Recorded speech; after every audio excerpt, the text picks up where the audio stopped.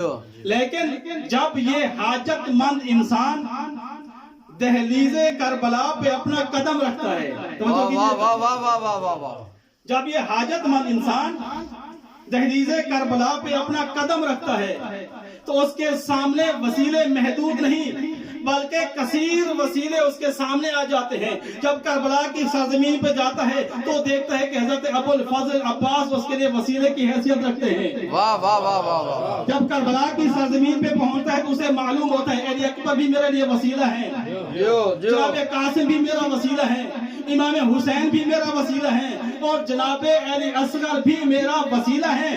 اس لیے کہ یہ حاجت مند انسان جب دہلیز کربلا پہ پہنچتا ہے، اگر مریض ہو، شفا کا طلبگار ہو، دہلیز کربلا پہ پہنچ کر بیمار کربلا امام زین العابدین کا واسطہ دیتا ہے، شفا ملتی ہے اسے۔ نعرہ حیدری۔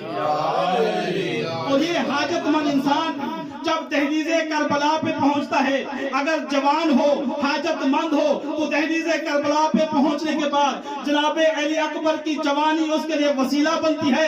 اکبر کی جوانی کا وسیلہ دے کر اللہ سے اپنی حاجات طلب کرتا ہے۔